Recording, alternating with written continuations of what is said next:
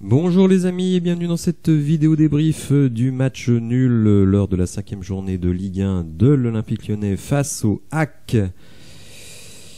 Un match nul qui évidemment nous laisse assez perplexes et même inquiets pour la suite de la saison.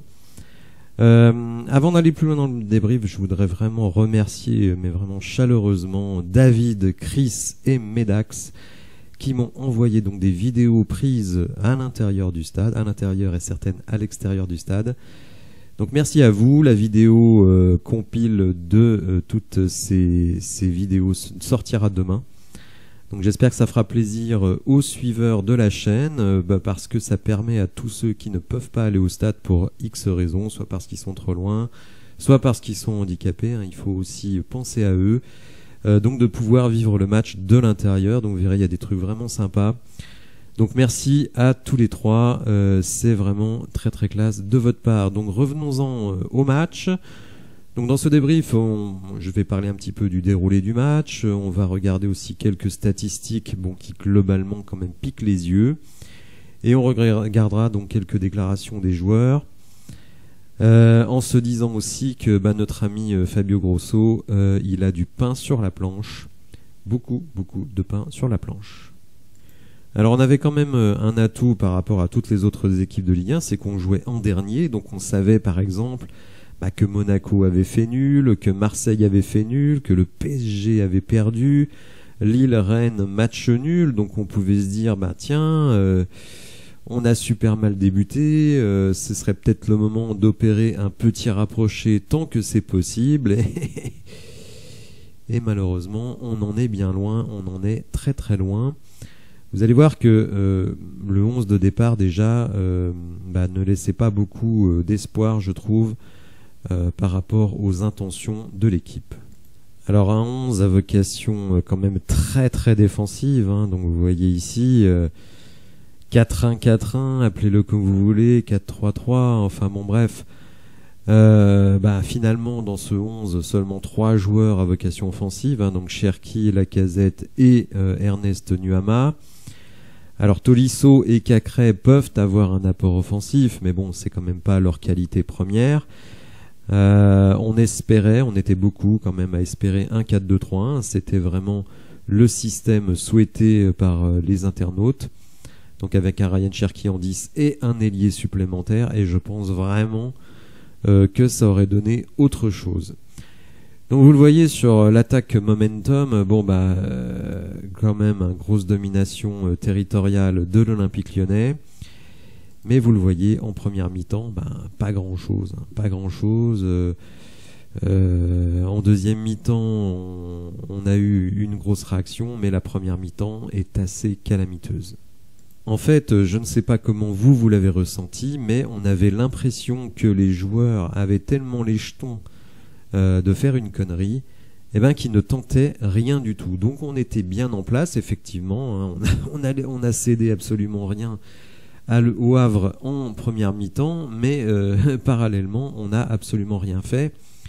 Alors absolument rien fait, ce serait peut-être un petit peu excessif, on va dire, on n'a pas fait grand-chose. Il faut savoir quand même qu'à la mi-temps, on se retrouve avec un 0,17 expected goals, 0,17, et le Havre est à 0,00.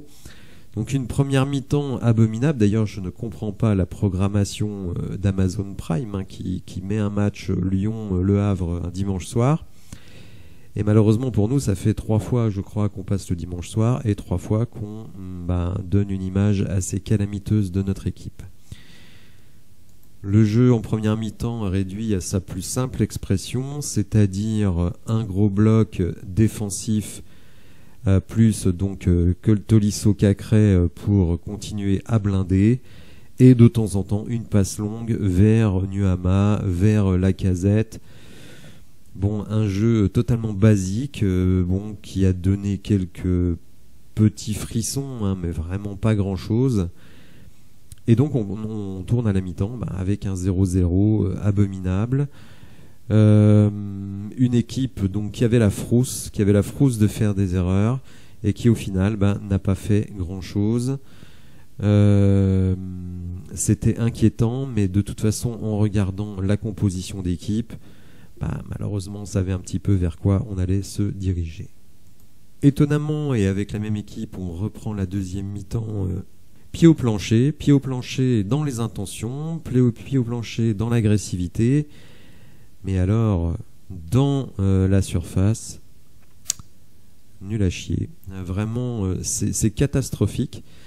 Et même des joueurs, on va dire, qui étaient nos gars sûrs la saison passée, notamment Alexandre Lacazette, eh bien, il a la tête complètement retournée, Lacazette, et figurez-vous que avec son carton jaune totalement évitable, eh bien, il va prendre un match de suspension, puisque lors de son carton rouge, il avait pris 2 matchs, plus un match en sursis, et ce carton jaune fait que il va encore avoir un match de suspension. En parlant de carton jaune, notre ami Sel Koumbedi, on a encore pris un. Je pense que ce joueur ne sait absolument pas défendre sans faire de faute. En plus, son carton jaune, il est complètement stupide. Il va tacler le mec qui est déjà en touche. N'importe quoi, à 50 mètres du but. Enfin, vraiment, on se demande des fois ce qui se passe dans sa tête. Mais bon, certains seront contents de dire, lui au moins, il va à la maillotche. Alors oui, il va à la maillotche, mais dans un style totalement désordonné. Alors désordonné, je crois que c'est ce qui vraiment caractérise cette deuxième mi-temps.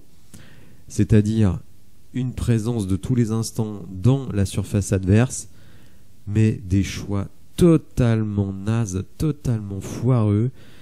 Ryan Cherki, alors j'entends vraiment, je suis mais sidéré ce que j'entends sur Ryan Cherki.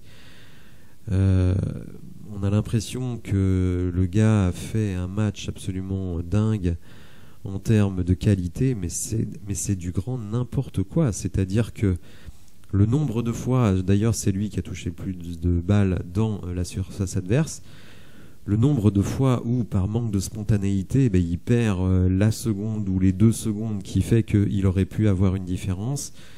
Quand il faut tirer, il passe. Quand il faut passer, il tire. Bref, totalement et tout le temps à contre-temps. En plus, je pense que c'est le joueur de Ligue 1 qui a le plus de tirs contrés. C'est-à-dire que il tire à chaque fois qu'il y a un mec devant lui.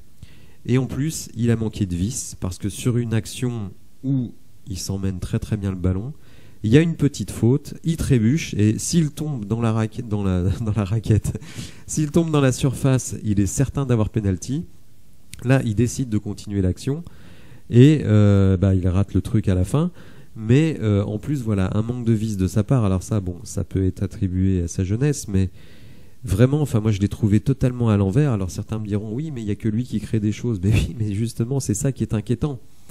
Après 5 matchs de Ligue 1 cette saison, alors qu'on a Ryan Cherki qui me semble en bien meilleures conditions athlétiques que la saison passée, vous avez un joueur qui a 0 but, 0 passe. Donc moi je veux bien, c'est le meilleur dribbleur de Ligue 1, mais il dribble à 40 mètres. C'est pour ça que j'avais d'ailleurs sorti la petite vidéo sur Thierry Henry qui explique tout ce que Ryan Cherki doit changer. C'est-à-dire que quand vous recevez le ballon à 40-50 mètres du but dans un jeu de transition, que vous faites 3 touches, 4 touches, 3 dribbles qui ne servent à rien, vous donnez le temps à la défense de se replacer, vous perdez l'élan de la contre-attaque. Qu'il fasse ça dans la surface de réparation, ce qui va lui permettre d'éliminer des joueurs, d'obtenir peut-être des fautes, etc., etc. Ça, à la limite, on peut l'accepter. Mais non, moi, je ne suis pas du tout content. Je ne comprends pas cette hype autour de Ryan Cherki. En tout cas, moi, je peux vous dire que je ne suis pas du tout hypé. Je trouve que... mais c'est pas de sa faute, c'est Ryan Cherki. Il est comme ça. La faute, c'est au club qui donne autant de responsabilités à ce joueur. Et c'est un joueur qui n'est pas du tout efficace. Regardez ses statistiques, elles sont absolument faméliques. Et même depuis qu'il est titulaire, c'est-à-dire depuis la mi-saison passée, ses statistiques, il y a quasiment rien, quoi. Je parle de but et de passes décisives parce qu'à un moment donné, il faut quand même mettre la balle au fond ou donner des bons ballons. Et là, je suis désolé, ce n'est pas le cas. Alors je ne vais pas focaliser sur lui, je l'ai dit, Lacazette a été calamiteux. En plus, il fait des fautes de crétin. Son carton rouge nous mettait déjà dans la difficulté. Là, il sait très bien qu'il a un match de sursis. Il fait encore une faute avec un carton, donc il ne sera pas là. Non, c'est pas possible. Tolisso, alors oui, d'accord, Tolisso, des bons pieds, etc. Mais dans le duel, mais c'est catastrophique. Il a peur d'y aller. Cacré, alors Cacré, super deuxième mi-temps, hein, on transforme, on a l'impression que c'était pas le même joueur entre la première et la deuxième mi-temps, mais sa première mi-temps, elle est mauvaise, il fait rien. Enfin, il y a tellement de joueurs qui passent à côté, c'est un truc de fou, quoi. Alors, ce match-là, il était surtout intéressant pour regarder les recrues. Donc, Clinton Mata, on le sait, hein, c'est un peu notre joueur un peu sûr, qui peut jouer en latéral droit, qui peut jouer en défense centrale, ce qui était le cas hier. Akuoku, j'ai trouvé pas mal, rien d'extraordinaire, mais bon, évidemment, dans l'impact, il est très bien. Faut savoir quand même qu'il a préféré venir au match plutôt que d'aller auprès de sa femme à Séville qui venait d'accoucher. Alors bon, en tant que père de famille, c'est pas terrible, mais nous, en tant que supporters, ben voilà, ça démontre un gars qui a envie de jouer et qui a envie de se donner pour l'équipe. Donc ça a été plaisant.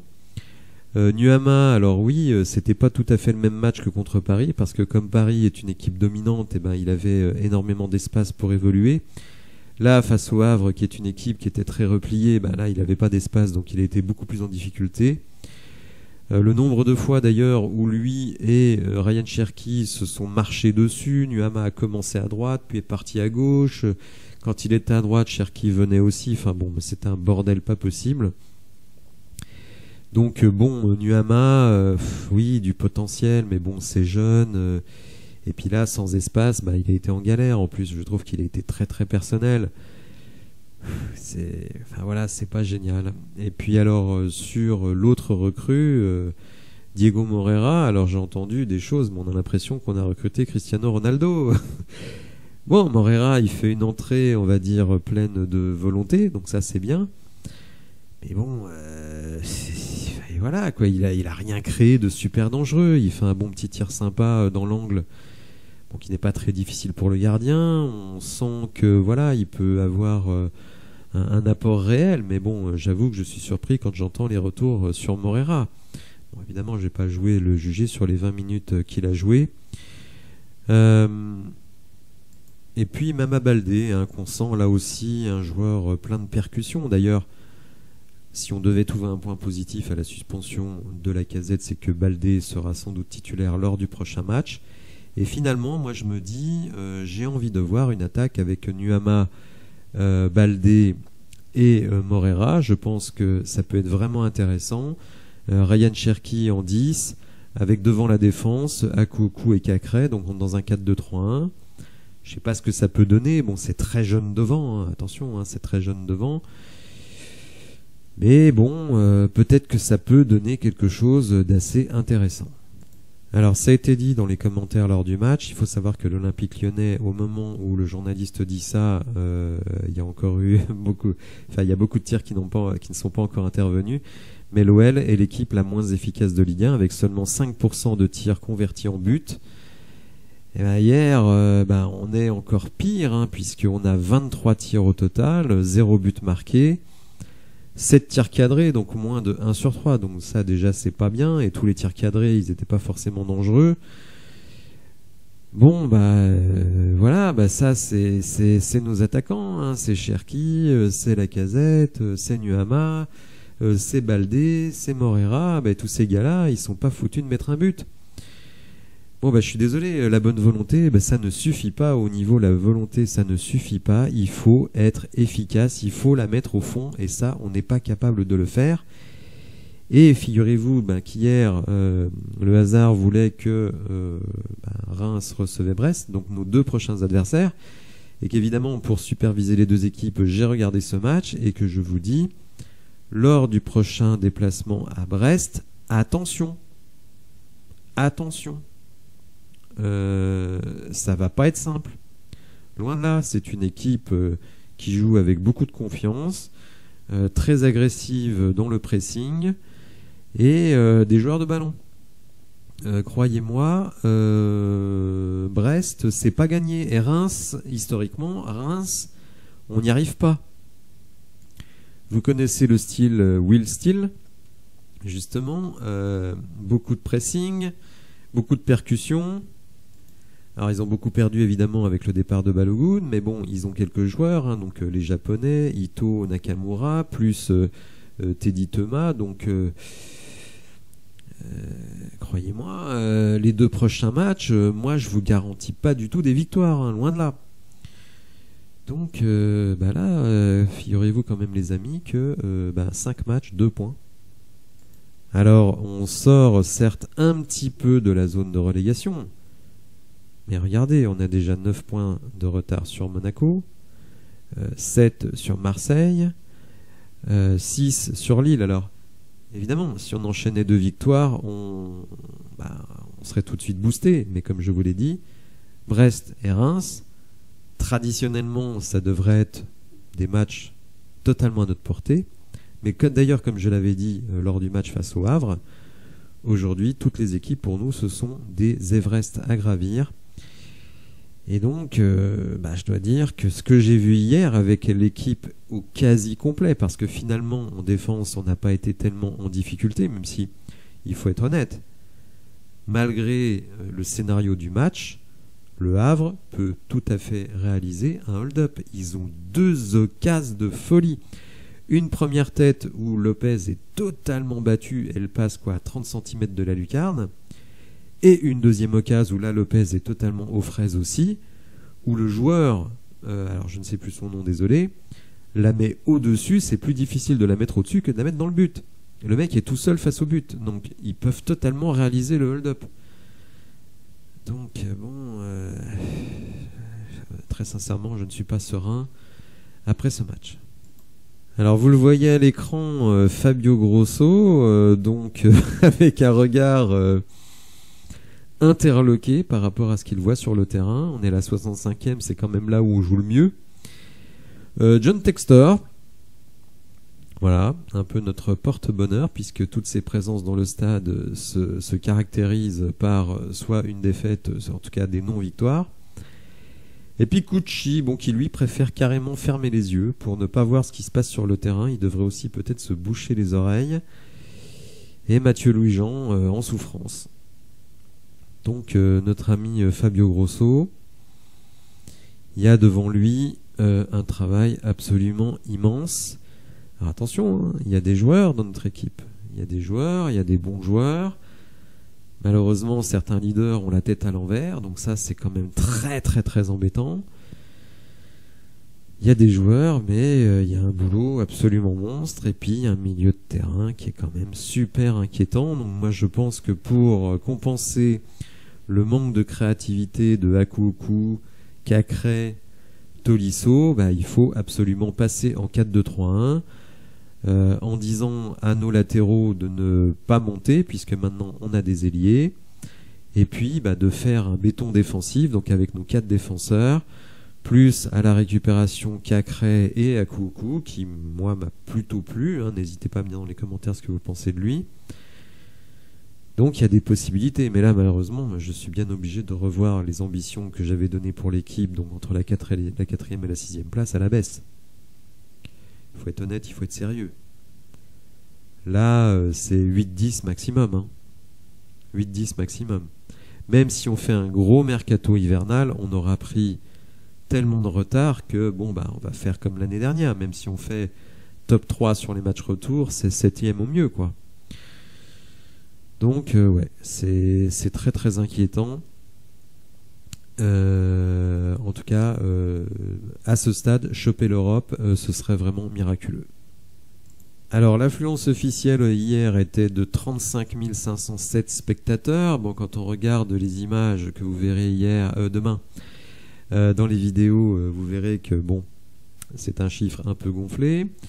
On parlait de Paul Akuoku, ses statistiques sur le match sont quand même très très bonnes. Il a joué 77 minutes, il sort avec des crampes, donc lui il a vraiment tout donné. Donc bien Paul Akuoku, prometteur. Donc 84% de passes réussies. Alors malheureusement il fait 1 ou 2 balles perdues un peu flippantes, mais globalement on va dire plutôt pas mal. 73% de duels gagnés, 8 sur 11, 4 tacles, 7 récupérations, c'est absolument énorme. Un dégagement défensif, un tir adverse dévié, un tir hors cadre, puisqu'il fait une tête. C'est d'ailleurs sur cette tête qu'il a sa crampe. On continue sur les stats. L'OL est la seule équipe en Ligue 1 à n'avoir inscrit aucun but en première période cette saison. Ça fait peur. Alors on a les stats sur la première période d'un coup au coup. Donc là vous voyez quand même des très bonnes stats. 90% de passes réussies et 75% de duels. Alors sur Twitter, j'avais publié quand le 11 a été dévoilé. J'avais dit, avec ce 11, je ne suis pas serein, franchement. Effectivement, il n'y avait pas trop de quoi l'être. Ouais.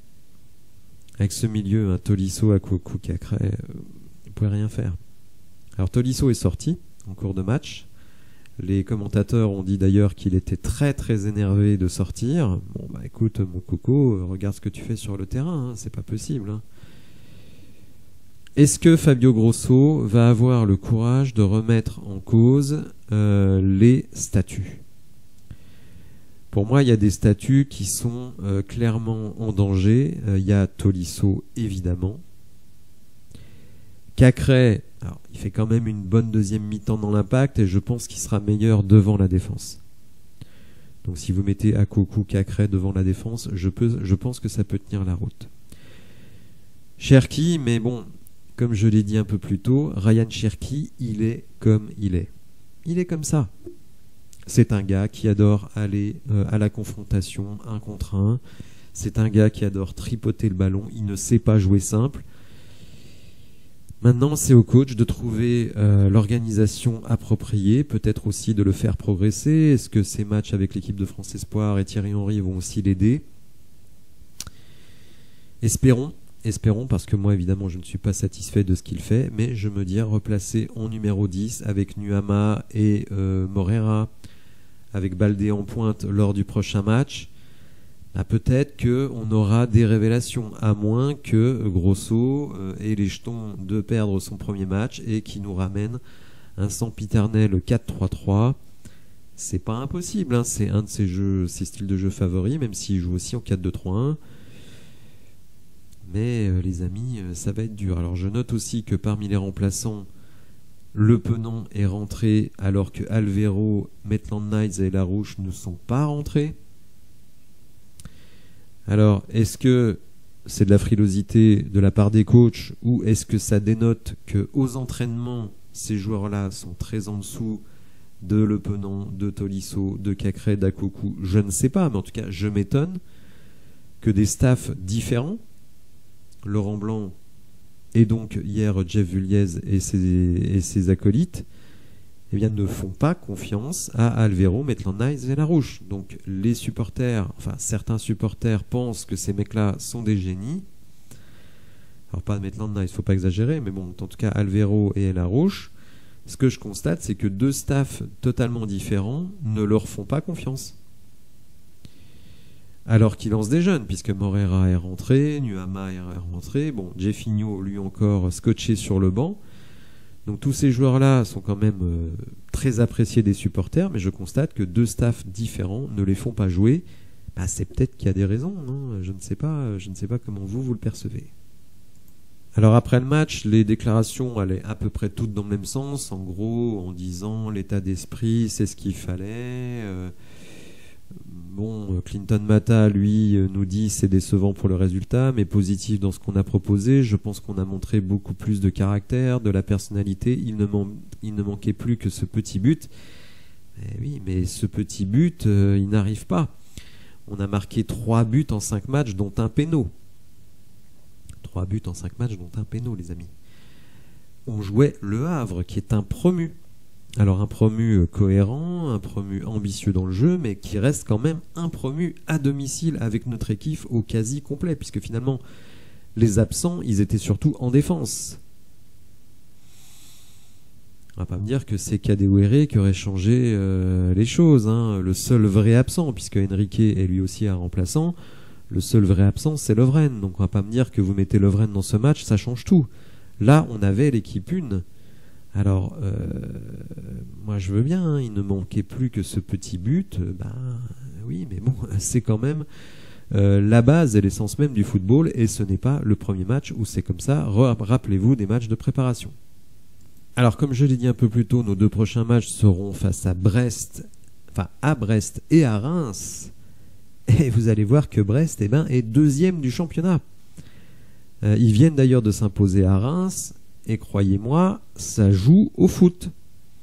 C'est une équipe de vieux grognards, des joueurs, on va dire, revanchards, hein, qui ont un peu échoué dans certains clubs de Ligue 1 et qui là sont tous regroupés.